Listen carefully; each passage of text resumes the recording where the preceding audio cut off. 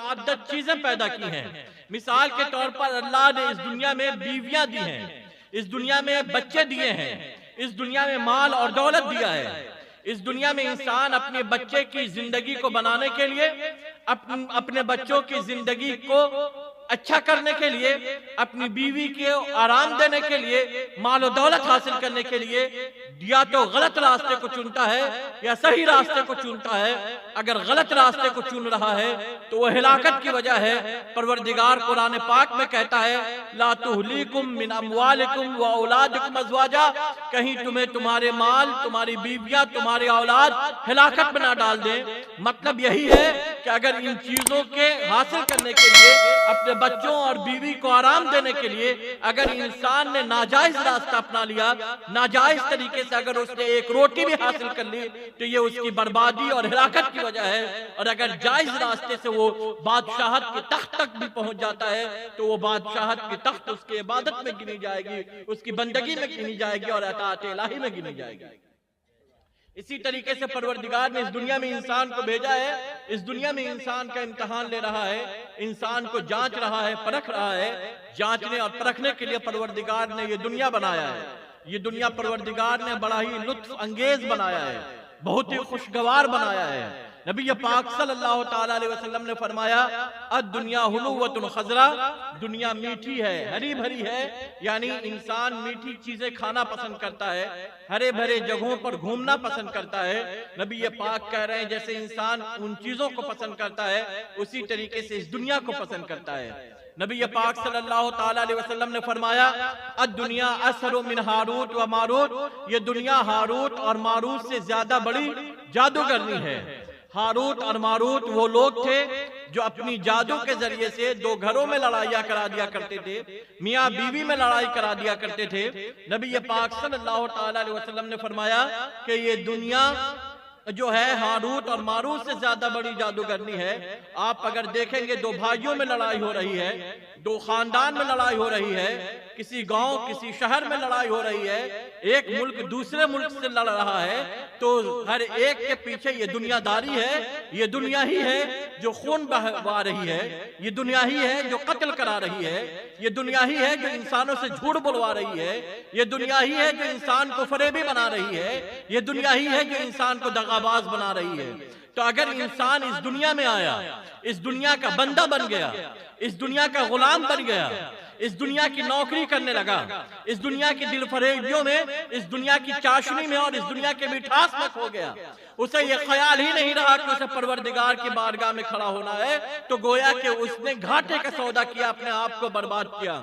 और अगर किसी ने इस दुनिया में अपने दुनिया को हासिल किया, मकान बनाया, दुनिया के हर ऐशो आराम की चीजें हासिल की, लेकिन हर पल उसके जहन में यह ख्याल रहा, हर पल ये बात उसके दिल और दिमाग में घूमती रही कि एक वक्त मुझे इस दुनिया को छोड़ना है, परवरदिगार के यहाँ जाना है, मेरा हिसाब और किताब होना है।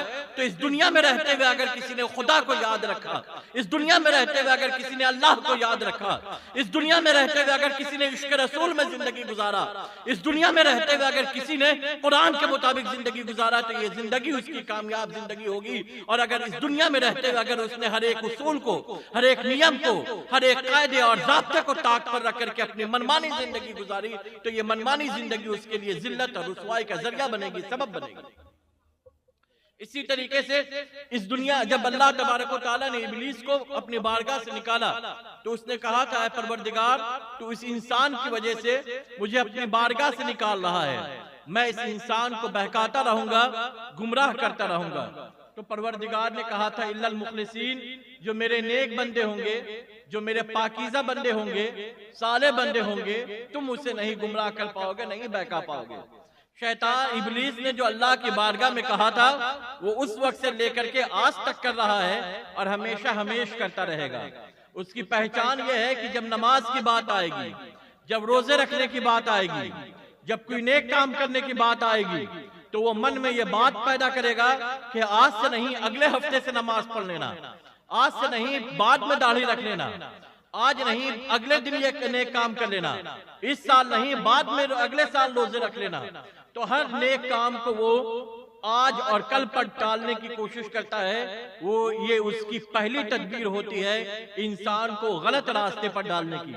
अगर किसी ने अपने अंदर ये पैदा होने वाले ख्यालात को मार दिया और नेक काम करने चला गया, नमाज पढ़ने को तबीयत कर रही थी, नहीं कर रही थी, वो अपने आप को मार करके नमाज पढ़ने चला गया, तो वो दूसरी हरकत ये करता है कि इंसानों के जहन में इधर उधर की बातें पैदा करता है। अब बात पैदा करके वो इंसान की इबादत को हल्का और बेवजन बनाने की कोशिश करता है।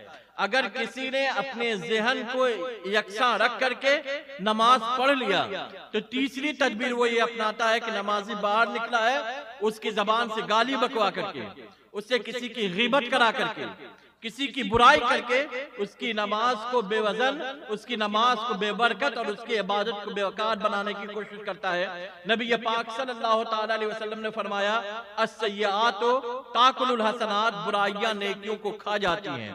तो जो इंसान इस दुनिया में आजमाइशों पर नजर रखता है, इस दुनिया में जिसने हर एक चीज को छोड़ करके अल्लाह वाली जिंदगी गुजारा, परवरदिगार इस दुनिया में उसके ऊपर इनाम देना शुरू करता है। जिस इंसान ने अल्लाह वाली जिंदगी गुजारी, पाक जिंदगी गुजारी, गुनाह से बच करके जिंदगी गुजारी, पाक और साफ जिंदगी गुजारी, परवरदिगार इस दुनिया में पहला इनाम उसके ऊपर यह करता है कि उसके चेहरे पर नूर पैदा करता है, उसके अंदर सुकून पैदा करता है, बेचैनी उसके अंदर से खत्म करता है, घबराहट उसके अंदर से खत्म करता है, उसके अंदर इस्तेहकाम पैदा करता है।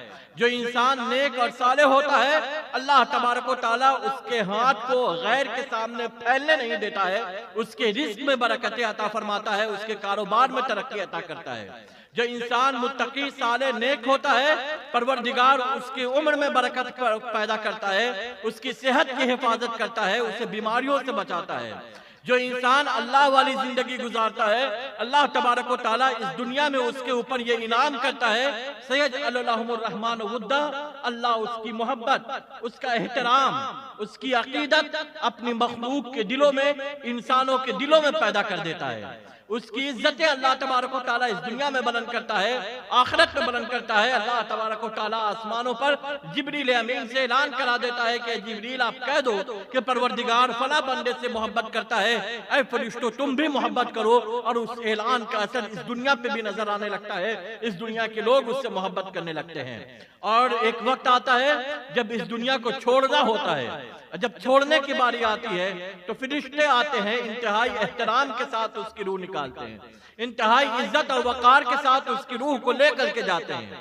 जब वो कब्र में उसे डाला जाता है तो फरिश्ते कहते हैं, ऐ कब्र में आने वाले, तूने दुनिया में उसूल की जिंदगी गुजारी, तूने दुनिया में पाबंदी की जिंदगी गुजारी, तूने दुनिया में गाने और फहाशी नहीं सुने, तूने शराब नहीं पिए, तूने अल्लाह के लिए हर बुरी चीज को छोड़ दिया, तूने पाक जिंदगी गुजारा, साफ जिंदगी गुजारा। अल्लाह जिस रास्ते पर चलाना चाहता था तू उस रास्ते पर चला है। तूने जाड़े को जाड़ा नहीं समझा है, गर्मी को गर्मी नहीं समझा है।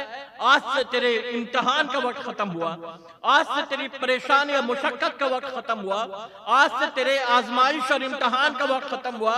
तू अपने कब्र में सो जैसे दुल्हन सोती है, नम का नौमतिल उरूस, सो जा जैसे दुल्हन सोया करती है। परवरदिगार उसके कब्र पर कोई चौड़ी करवा देता है, उसके कब्र पर जन्नत की हवाएं चलाता है, उसके जिस्म पर जन्नत के लिबास डालता है, और फिर वो अपने कब्र से निकलता है, मैदान महशर में जाता है, और मैदान महशर से वो जन्नत में जाएगा।